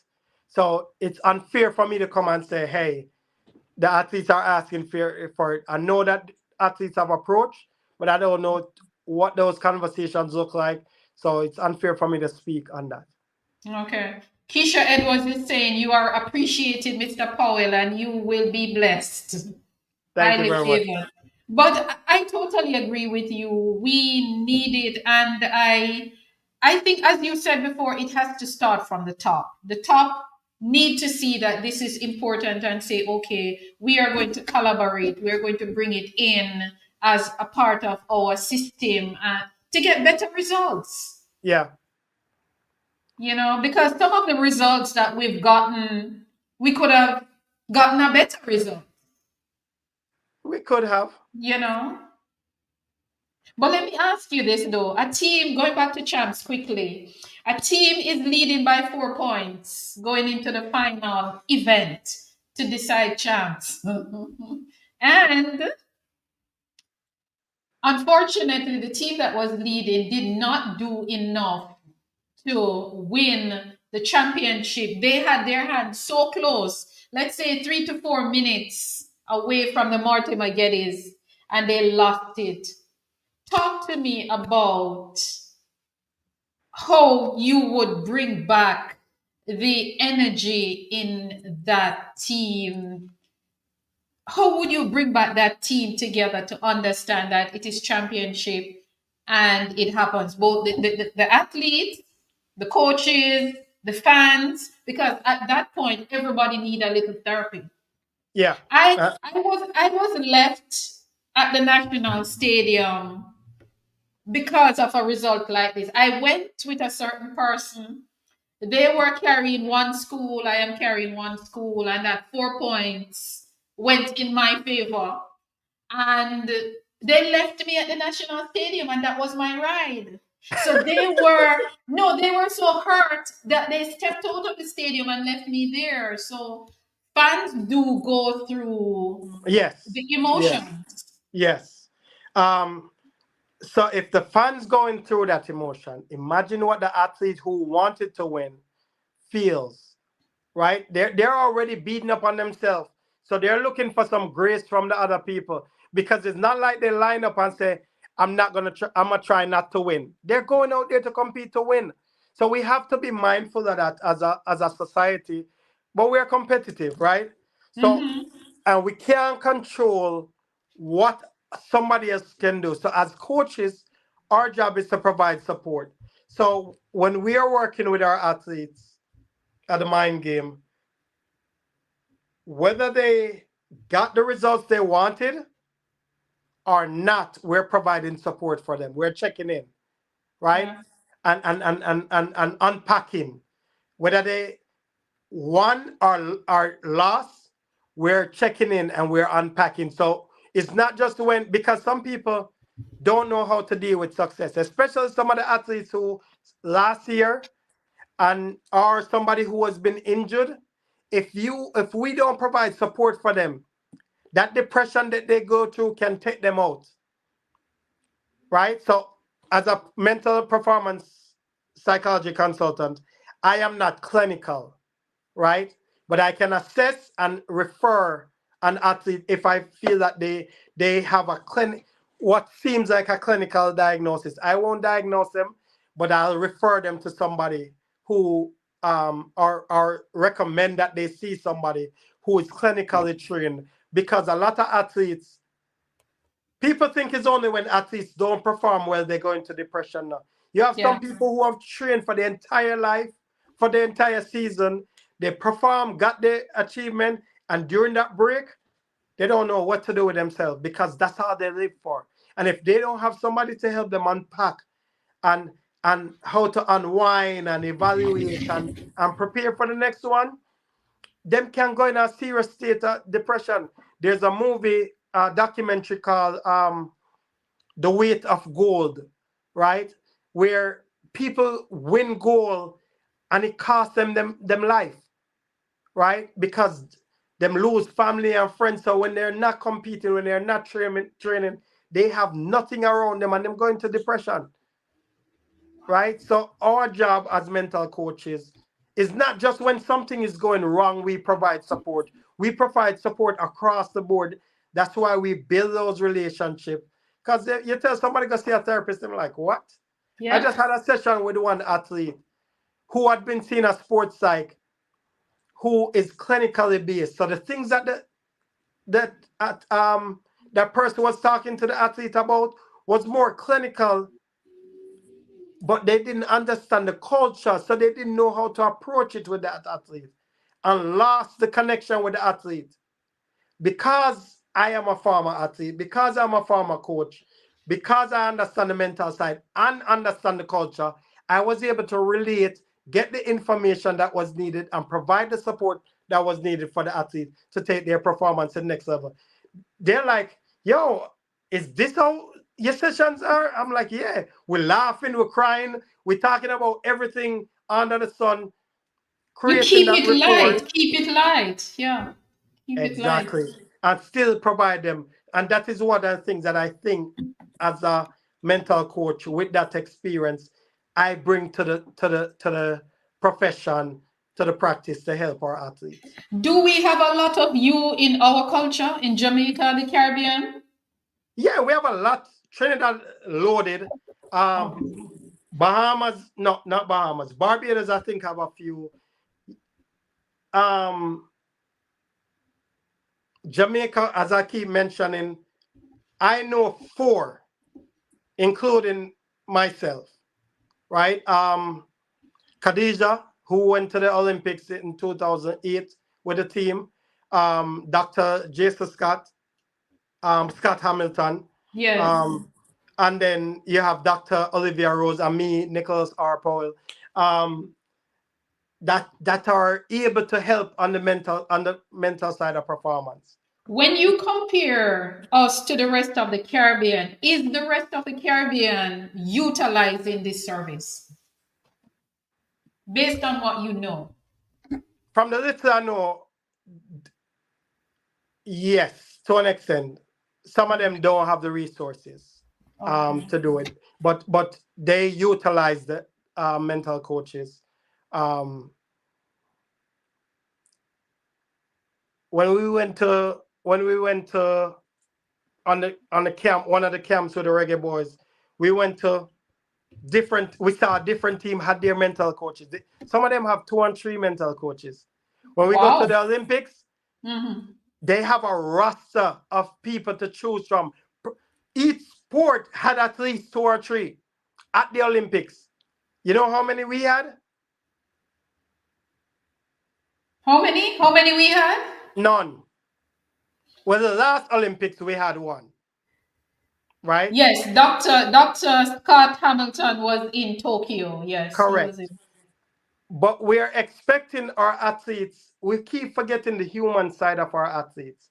And if we're not there to provide support for them, when they feel that nervousness, if there's nobody there they feel that they trust enough to open up to, it can affect how they Indeed. move forward. Some of Hmm. them might lock up in a them room. There are meets where athletes feel that they're not prepared properly as or as well as they want to, and them lock up in a them room, right? Wow. And feel like there was nobody else there to talk to. It is a big deal. See, Ozzy Dixon is saying the same thing I was saying. The fans support, we who suffer the disappointment, because going back to my situation where I was left at Champs, this person was my former co-worker, and even the Monday morning we got to work, I couldn't talk to him. I just had to leave him alone. Yeah. No, some people take it You know, serious. Some yeah, I people could take it I couldn't serious. even I could not even make a joke that your team losing, because maybe it would have let me down. Yeah. No, some people take it serious. We were at Yeah. the World Championship, and one of our friends was so disappointed that we didn't get one of the results that he had projected, right? Favorite. And he didn't talk to us for a few days at the World Championship in Budapest. But we understand that. And again, they have the right to feel the way they feel, right? I didn't see him disrespect anybody or anything like that. We just have to be mindful and understand that this person take this serious, especially if them carry the school upon them back, which we do in Jamaica. Give them the grace to understand, say, yo, them are gonna take it hard. And And I them think, also have to understand that, listen, no athlete go out there a try to lose. yeah. And I think as fans in sport, I think we need to, when a person lost, I think we need to give them a break, because I know friendships that got very heated regarding a certain result in Budapest, and people were just upset with people and get real serious and expletives flying just Yeah. because they did not get the result. But the thing is that many times when we are predicting as fans, we talk as if we know what the end result is going to be. And when we don't get that result, we become upset with everybody else. So this is the thing, HP. I know you use the term we need to, we don't need to, right? Because people are gonna respond how they think best to deal with it. But shouldn't we have self control though and know that now is not the time to be pushing up? Are we in a perfect world?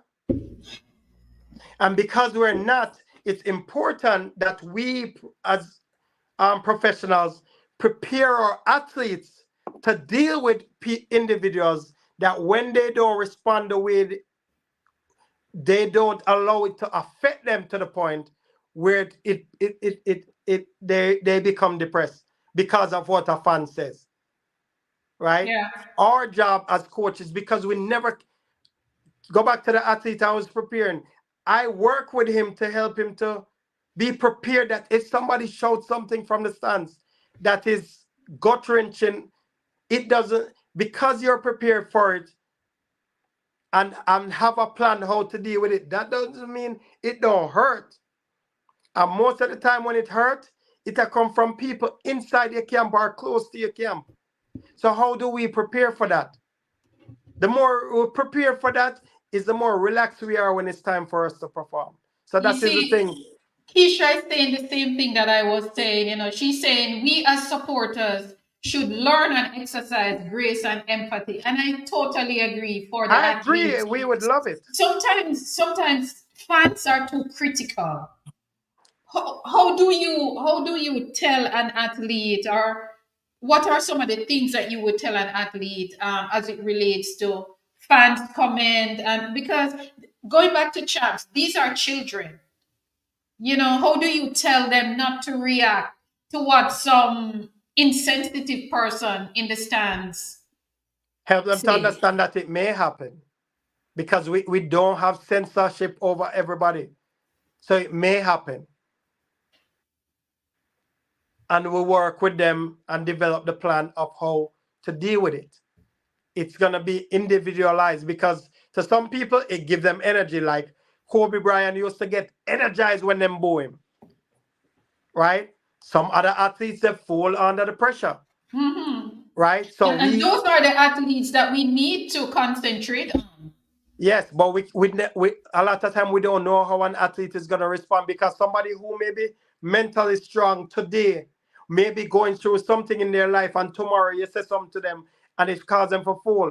That is why we provide them with insurance, provide them with tools that should they need it, they have it. If they don't need it, at least they still have it. That is where the mental training comes in. We provide them with these tools that regardless of what environment, they're equipped. If me need for use a knife, may I use a knife. If me need for use a machete, may I use a machete. If me need for use hand-to-hand combat, I am trained in all of these. Not actual knife or machete, but Yes, I get you you. get what I mean? You have all of the tools that you need to minimize the effect of the negative of the environment and still navigate to the best of your ability.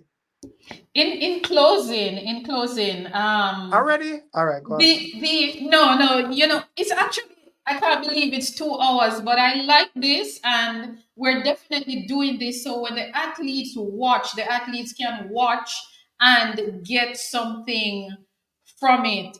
These young athletes who are now going into championship, we are Jamaica. This is Jamaica, and people can be very critical, especially when it comes on to sport. And I try to remind people over and over that remember that these are children. So we have to be careful what we say as the adults in the stands, whether we get the result that we want or not. I want you to talk to those children for me, the children that will be competing at champs. Say something to them for me as it relates to what they might see on social media, what people might say from the stands if they do not perform to fans, expectations. Okay, so it starts with the coaches, is helping the coaches to empower the athletes Yeah. and not scare them into performing. Empower them for give them best. Win, lose, or draw. We're proud of you as long as, especially what Corey said yesterday, as long as you go there and give your best, that's what I'm more ask for. We are preparing for this, and more you go there, go give your best. Can't guarantee you win. We want to win, and we have to compete for the win, but it's not guaranteed, right? So as a coach, it's your job to empower your athlete and help them to understand that it's not about me, it's about you going out there and performing. Empower them to go there and give them best. That's all you have control over, is to give your best. And somebody's opinion of you does not define you until you accept it to be true. You just spoke about a real world, living in a real world. I remember I interviewed a retired Olympian, and she said something to me during her time competing. She went to the Olympics, and there was a conversation, and someone from the management team turned to her and said, "You did not even make the final." Mm-hmm. So how is it that you're trying to have? In other words, you cannot talk to me because you never made the final. That is where cultural competency is important when we are putting together teams. That is where the team building activity comes in from a mental coach when we're putting together a team, because sometimes we take people who have a passion for it but may not have the cultural competency to provide the support for the athletes. So they're passionate, and sometimes you're in an emotional state, you say some things and it come off the wrong But way. you can't say something No, like that. you You're a keep saying manager. you You're a can't. part. Listen, Listen, listen. I go ahead. I'm just thinking you are a part of the management team, whether you're a part of the coaching staff, whether you are a part of the team. So, as you said earlier, win, lose, or draw, we're supposed to support our athletes. But when you are going to turn to our Olympian and say, you're not even did make the final, so move from here. So, Okay. Again, not everybody is able to regulate their emotions. And sometimes they may say something in an emotional state, and the athlete who is also in an emotional state because they didn't perform the way they wanted to, and it escalates and taken wrongly or rightly. And that is why when we put together a team, can't wait till last minute for put together a team. And true. we also need to have cultural competency training for our management team and help them to understand, because as a culture, we joke a lot. And Yeah. sometimes we may say something jokingly, but somebody is not in the something that I joked with you about yesterday. You're in a different mindset, and I joke with you today, and you take it the wrong way. Or not the wrong way. You take it more offensive than in another time. So it is important that we teach cultural competency for the people who we are bringing in. And between myself, Dr. Rose, Dr. Hamilton, I'm pretty sure can teach, do a workshop on cultural competency for help prepare the teams, management team, and the athletes.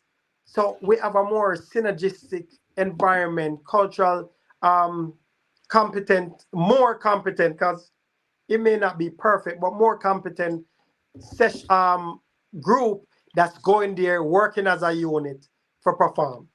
What about coaches? Because I know that some of the coaches can be a little rough, and you might not perform up to expectation, and coach might shouting stuff at you. What about training for coaches in how they interact with athletes when they do not perform up to standard? Good question. Mental coaching is not just for athletes. Thank Mental you. coaching is for any individual that's trying to take their performance to the next level. So if it's a coach who is trying to take a team to the next level, if it's an administration that's trying to take the team to the next level, it's an athlete. We even include all the support staff. So the physical therapist, the massage therapist, everybody is included in the training because they will want to make sure that the information that is shared, the support that is shared, even though it's coming from different angles, it's in the same direction to uplift the athlete and not bring them down. What about media people? Media people do it for the clicks. Yeah. So sometimes they'll have a positive message, but the headline that they do for catch people. So sometimes you just have to be mindful, and that is why we prepare the athletes and the coaches to deal with whatever is out into the environment that could trigger them, and how do we cope with that? That is why they need to hire us. I totally agree. Are there any emerging trends as it relates to performance psychology? Emerging, so mindfulness is big. It's getting more popular. Um, the visualization, especially mindfulness, people used to associate yoga and stuff like that with tree hugging and all of them things. The visualization, you have to be in a room and no, Yes. you can do it anywhere. So it needs to be included in everyday training, some way. Journaling is important. There are things that we as mental coaches do with our athletes to help them develop a system to journal, or we approach it. There's so much more things, but mindfulness is something that is getting a lot more popular. Yeah, it is. How do you stay informed though and up to date with all of this? So I am the member. I'm a certified member with this Association of Applied Sports Psychology. Okay. So we have our conference once a year that I am a member. I go to, and I'm also a certified mentor. So each in order to become certified, you need to be mentored. So I'm one of the certified mentors that provides support for future sports psychs.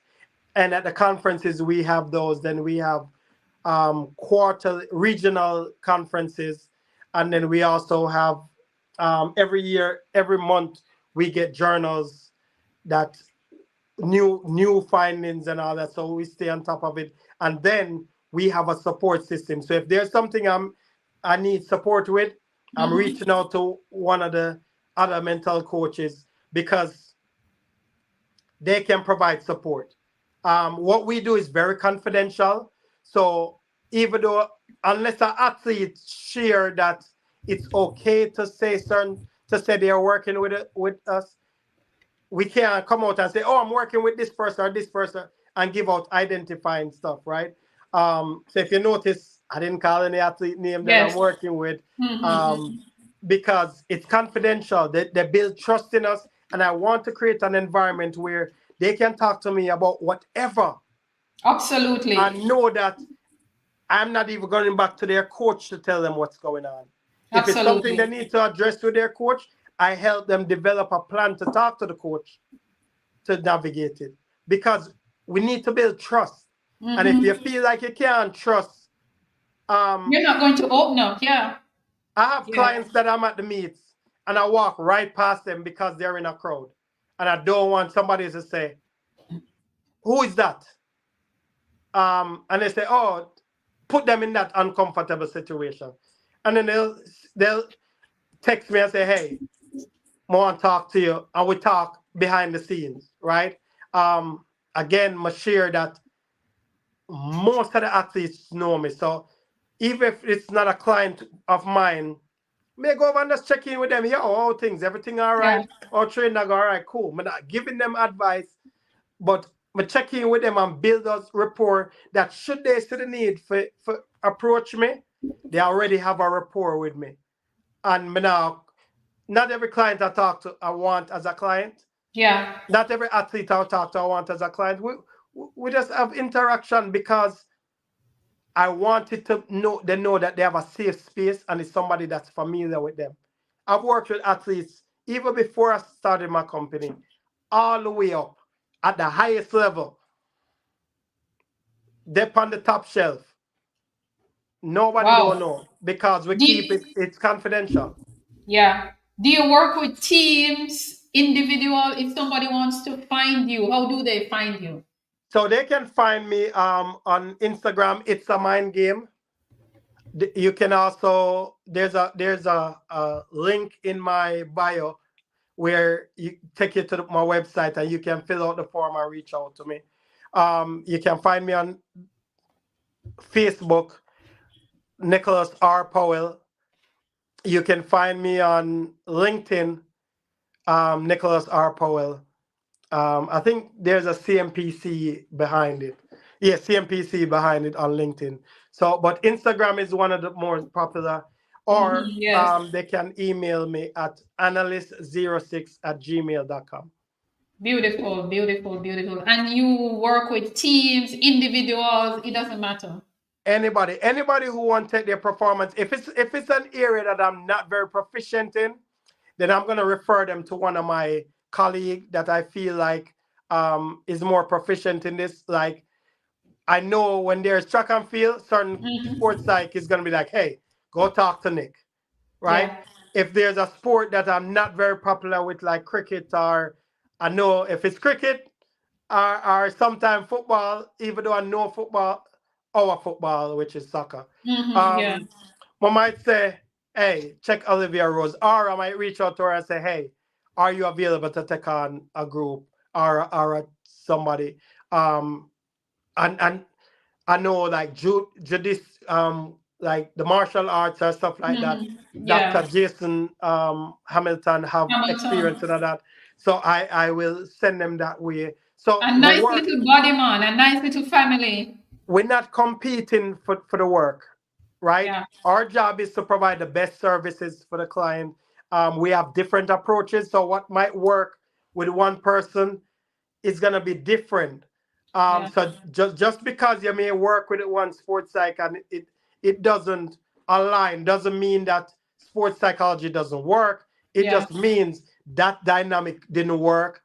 Check with somebody else because we understand that the mental side of performance is very important, and we are here with the expertise to provide the support, and we need the support with buy-in from the coaches, the administrations.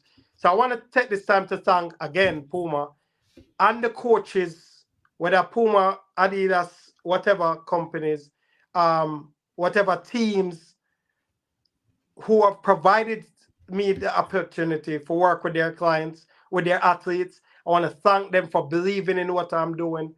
The institutions, because that's the support have been across the board, and understand that when I work with your client, there's no bias with the level of service that I'm providing.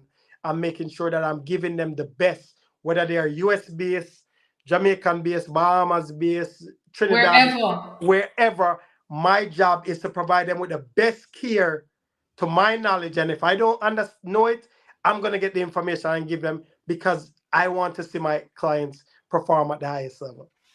Indeed, indeed, indeed. This is, I just hope that the athletes will watch this and get something from it because it is really about them tonight. They go into competition next week from Tuesday until Saturday. And I mean, as Coach Bennett said yesterday, Corey said last night, his athletes, they are now starting to, the nerves, busy doing all kind of things and telling them all kind of things. So we just want them to feel relaxed. And before we go, which is anytime now, just your quick prediction of champs. What are you expecting from boys and girls champs this year?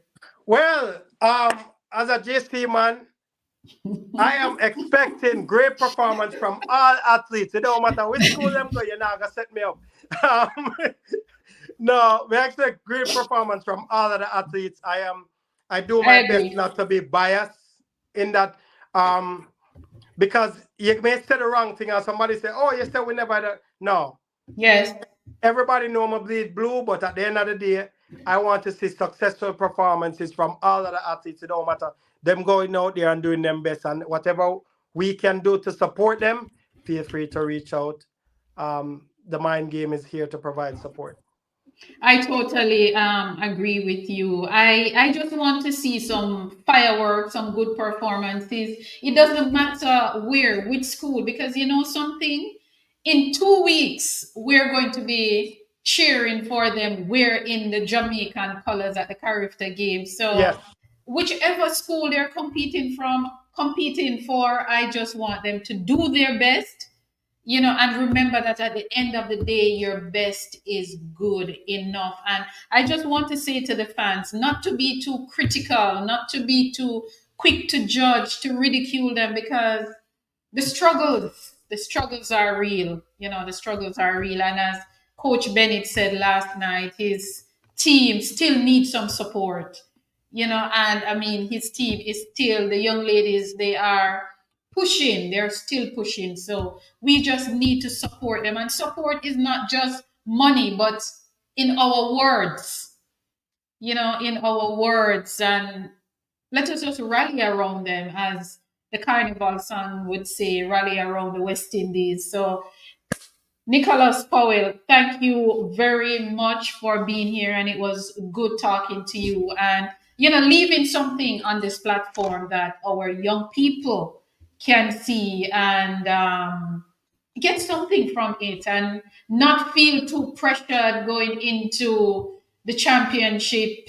Just we just support them. We just support them. So thank you, guys. um, Wherever, go real ahead. quick, I just want to Sure. thank you for creating this platform because it helps us show the behind the scenes of some of the components that, because most of the time we see performances, whether desired or undesired performances, and we never get to see the behind the scenes of what it takes to put it together. So you having this platform and showing the different angles from the athlete perspective to the coach's perspective to the organizational perspective.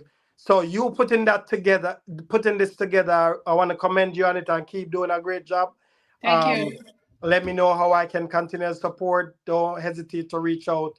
I definitely love to come back. So You will yeah, you will be coming back. You will be coming back. Thank yes, you so much. Thank you so much, Nicholas. Thanks for the support, and thanks for making the time to be here to, just to send a message to our young athletes who are going into battle in a few days. So thank you very much. Everyone, thank you for being here, whether you're coming from Africa, Asia, Europe, North America, South America, Antarctica, Oceanic, wherever you are coming from. Thank you very much for being here. And next week is all about champs. So next week I won't be doing any interviews, but of course, focusing on the championship and tallying those points, looking at those personal bests and the whole works.